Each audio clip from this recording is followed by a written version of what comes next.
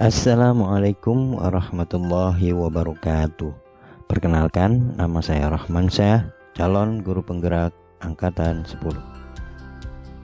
Sebagai refleksi dari konsep pendidikan Ki Hajar Dewantara adalah pertumbuhan anak selaras dengan kodrat alam dan kodrat zaman. Dengan itu diharapkan siswa memiliki budi pekerti, sehingga kita membutuhkan pendidikan yang menuntun. Bagi orang dewasa, dibutuhkan konsep trilogi pendidikan.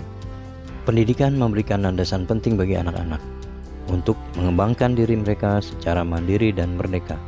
Ini membuka peluang bagi mereka untuk tumbuh dan berkembang sesuai dengan potensi unik mereka.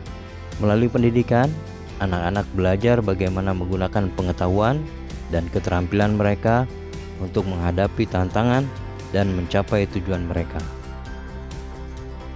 Kemampuan siswa untuk menemukan dan mengekspresikan diri mereka tanpa adanya paksaan eksternal, sehingga mereka dapat mencapai kebahagiaan dan keberhasilan yang sesuai dengan impian mereka sendiri. Inilah yang dikatakan merdeka. Lingkungan belajar yang memperhitungkan alam dan situasi tempat peserta didik belajar juga turut berperan dalam membentuk perkembangan mereka. Alam memberikan pelajaran yang berharga dan pengalaman yang unik bagi siswa. Interaksi dengan alam dapat membantu siswa mengembangkan rasa keterhubungan dengan lingkungan sekitarnya dan meningkatkan pemahaman mereka tentang hubungan antara manusia dan alam. Oleh karena itu, integrasi alam dalam pembelajaran dapat memperkaya pengalaman belajar siswa dan membantu mereka memahami peran mereka dalam menjaga lingkungan. Sebagai pembimbing dan pendamping dalam proses pembelajaran, guru memiliki tanggung jawab besar dalam membantu siswa mengembangkan diri dan mencapai potensi mereka. Tugas guru tidak hanya memberikan pengetahuan, tetapi juga membantu siswa menggali potensi mereka, menemukan minat mereka, dan meraih kebahagiaan dalam hidup. Guru juga harus berperan sebagai teladan moral bagi siswa, dengan memiliki karakter yang kuat dan budi pekerti yang luhur. Guru dapat mempengaruhi perilaku siswa dan membantu mereka tumbuh menjadi individu yang bertanggung jawab dan berbudi pekerti luhur. Inilah yang dikatakan Ki Hajar Dewantara sebagai pendidikan menuntun. Di beberapa kesempatan, saya masih sering melakukan pembelajaran secara klasikal, di mana mau tidak mau saya menjadi pusat dari proses belajar. Metode pengajaran pun yang dominan adalah dengan berceramah dan demonstrasi satu arah. Hal ini tentu menyebabkan siswa kehilangan kemerdekaan dalam proses pembelajaran, karena mereka lebih sering menjadi penonton daripada aktor utama dalam pembelajaran mereka. Evaluasi pun masih bersifat kognitif, hanya berfokus pada pemahaman materi secara konvensional.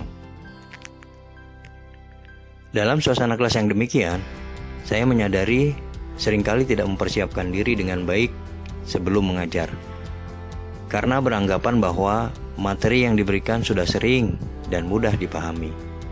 Saya condong untuk memaksakan peserta didik agar dapat memahami materi yang diajarkan, tanpa memperhatikan gaya belajar dan kebutuhan individu siswa, sehingga kurang peka terhadap perilaku peserta didik yang mencerminkan ketidaknyamanan atau kebingungan. Ketidakpekaan terhadap perbedaan individu di kelas juga menjadi masalah serius. Seperti beberapa siswa mungkin memiliki kebutuhan khusus atau gaya belajar yang berbeda. Namun saya cenderung mengabaikan hal ini dan memperlakukan semua siswa dengan cara yang sama. Hal ini dapat menyebabkan ketidakadilan dalam pembelajaran, di mana beberapa siswa mungkin merasa tidak dihargai atau terpinggirkan. Tidak hanya itu, dalam interaksi sehari-hari di kelas, saya sering tidak menyadari bahwa tindakan tersebut dapat memberikan contoh yang kurang tepat bagi peserta didik. Mungkin saja secara tidak sadar menunjukkan perilaku yang tidak adil atau mendiskriminasi, yang dapat mempengaruhi persepsi dan sikap siswa terhadap belajar dan lingkungan kelas secara keseluruhan. Dari kesadaran ini, menyimpulkan bahwa saya harus melakukan perubahan dalam pembelajaran saya. Dan ini menjadi sebuah tantangan yang nanti ke depan harus dilakukan. Pertama, pentingnya keterlibatan siswa dalam proses pembelajaran. Dengan cara memberdayakan siswa untuk aktif, terlibat, dan berperan dalam pembelajaran mereka. Kita dapat menciptakan lingkungan belajar yang lebih dinamis dan bermakna. Ini berarti mengakui dan menghargai keberagaman, kemampuan, minat, dan gaya belajar siswa. Ini berarti mengakui dan menghargai keberagaman kemampuan, minat, dan gaya belajar siswa. Kedua, pentingnya refleksi diri dan peningkatan terus-menerus dalam praktik pembelajaran. Guru perlu merenungkan praktik pembelajaran mereka sendiri, termasuk persiapan sebelum mengajar, strategi mengajar, dan interaksi dengan siswa. Dengan refleksi yang mendalam, guru dapat mengidentifikasi area di mana mereka dapat meningkatkan kualitas pembelajaran mereka. Ketiga, pentingnya sikap dan etika guru sebagai teladan moral bagi siswa. Guru harus memperhatikan perilaku mereka sendiri, karena sikap dan tindakan mereka dapat mempengaruhi motivasi, persepsi, dan perilaku siswa terhadap pembelajaran. Oleh karena itu, guru harus menjaga sikap yang positif, adil, dan empatik dalam setiap interaksi dengan siswa. Dengan mengambil pelajaran dari tantangan ini, kita dapat memperbaiki dan meningkatkan praktik pembelajaran kita sehingga menciptakan lingkungan belajar yang lebih inklusif, bermakna, dan memungkinkan setiap siswa untuk berkembang secara optimal.